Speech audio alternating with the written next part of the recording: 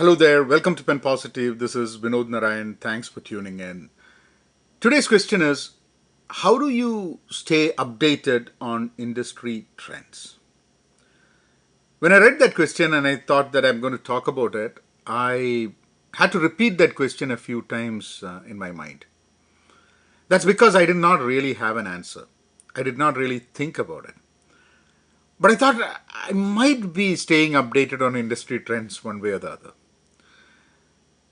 When I looked at that question, I thought that there are three aspects to that question. One is why do I need to stay updated on industry trends? The second one is what are the industry trends that I need to stay updated on? Third is how do I stay updated? So we'll kind of look at those three aspects and kind of see. I'll share what my experience has been. Why? There is change. We work in a company and the company has customers and we have a certain role that we play within that company. And there is change in all these places. Our companies that we work have changes in the industries they operate. Our partners, there is change. The customers, we might have customers from different industries. And all those industries, there is change. So all those customers experience change. When those customers experience change, the way we create products or services for those customers also need to change. And when there is change with our customers, when there is change with our companies that we work with, then the role that we play within those companies also have to change. So these are all interlinked. So I think why we need to be updated with industry trends is because things are changing. And we have to do that in order to be relevant. The next question is, what should we be updated on? And that's an interesting question.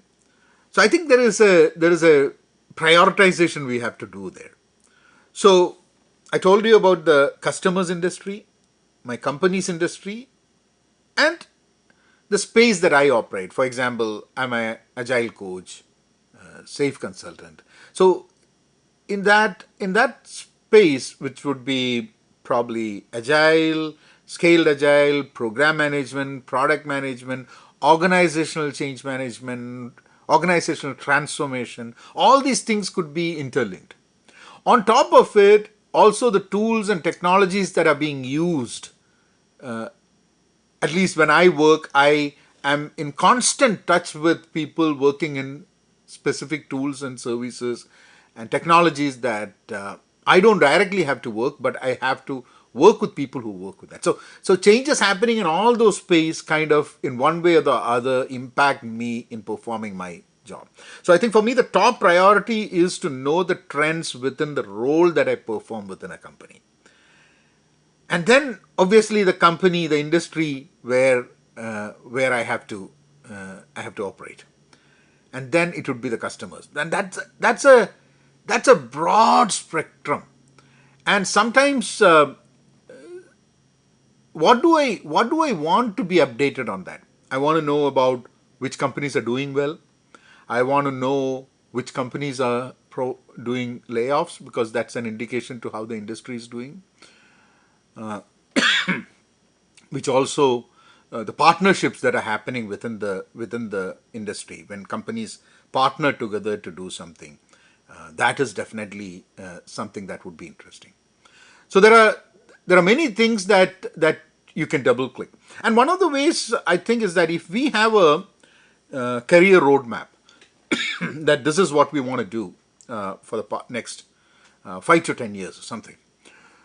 So as part of our career roadmap, there are things that we need to learn. Maybe we want to move from one industry to another. Maybe we want to change or shift our role from what we are doing right now to something different.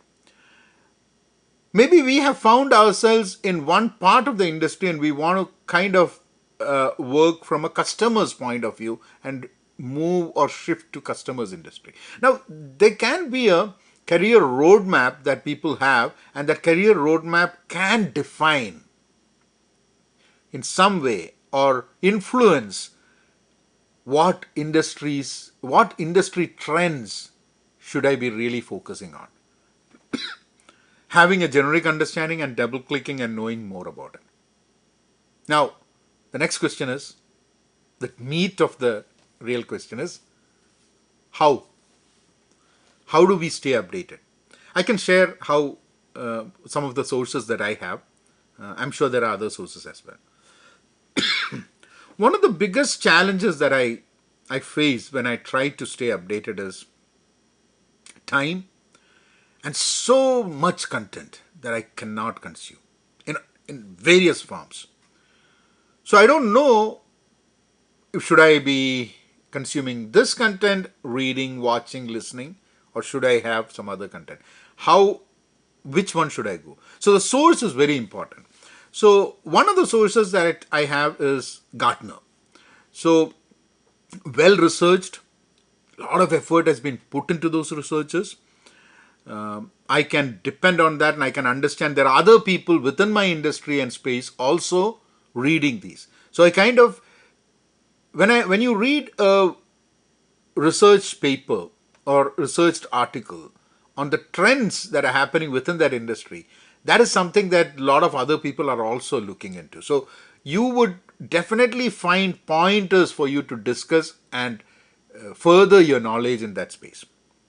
So I think Gartner is one place.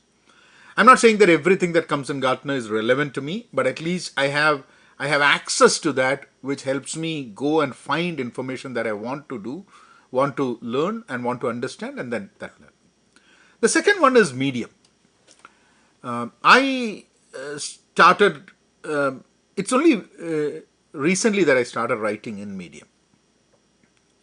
But before that, I took a paid subscription for Medium, and Medium gives me information from the trenches. I realized that there are so many people in the industry doing the kind of role that I do, and we all kind of face similar challenges. The questions that we have, that we are trying to find answers for, they're so similar.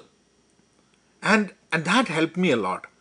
Because especially when you're working in a company and you're the only person in that particular role, and you always have to have a community around you, Medium in one way or the other, through articles of people who are working in that space, I think there is a sense of community that gets formed over there. Even if you're not directly interacting with people, you know that, okay, this person works in this company, in this particular role, this particular title, and yes, he has that problem, and that kind of resonates a lot with me. For me personally, in the role that I am currently, Medium has been so useful for me. I never thought about it before. I think it's only been a year since I took my first subscription for Medium. It is just getting to renewal in a month or so. Then podcasts. Podcast is a place where you have free access to a broad set of information. And that can be a great source for you to, at all the three levels, that is your space, your role, your work area, the industry of your company and what they do, and the general industry trends of the customers that we service. You can get information on all these things. So when whichever company that I start working, I find one or two podcasts related to that industry and I listen it on and off. Similarly, on the industry trends, you have economic times, you have all these informations that are there available, and even magazines have their own podcasts. You have to spend some time listening to a few podcasts, and then you can narrow down onto some podcasts, because some podcasts connect with us more. Maybe it is a presentation, maybe it is the way the podcast is structured. Some podcasts are too marketing and fluffy, and we'll get to know about it once we listen to it. And then in my space, like agile, scaled agile, program management, organizational transformation, there are a lot of podcasts. Again, the same thing. You subscribe to these podcasts, and what I found is that over a period of time, there are few podcasts that you regularly listen to. There are some podcasts that you wait for. So I do this podcast as well. The one that you're listening to, you're either listening as a podcast or you're watching the video, or I have the same thing that I write as well. So my intention of doing this podcast is also to ensure that whatever I learn, I could put it out there, and I don't know who might get benefited out of it. So podcast is a great source. ChatGPT is not a source for me to get industry trends, but it is a source for me as a search assistant, someone to whom I can ask a question and then they can give me some answer. Sometimes it takes away a lot of the effort that I have to do to get some basic things in place, and it helps me think in different ways.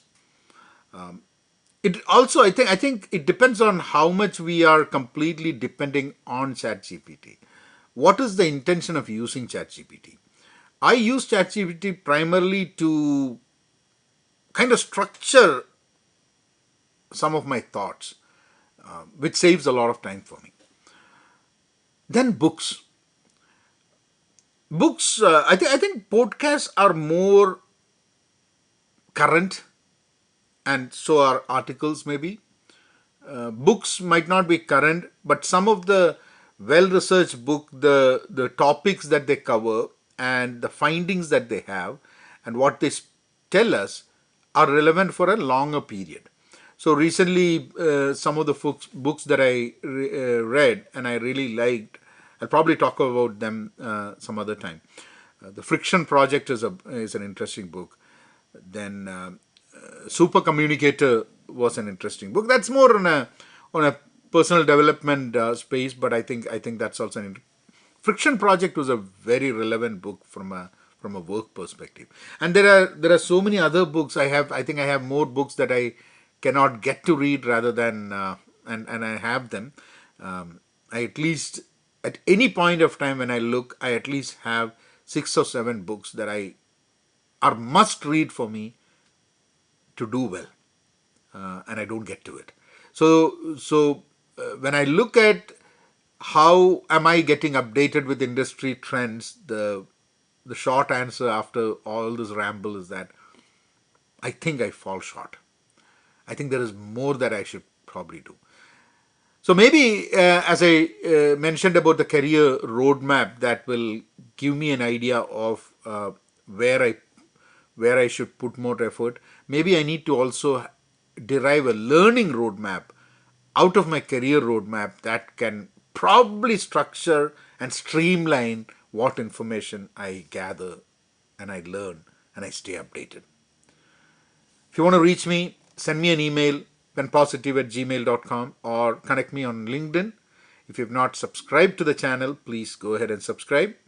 I will see you all in the next episode. Till then, take care. Thank you.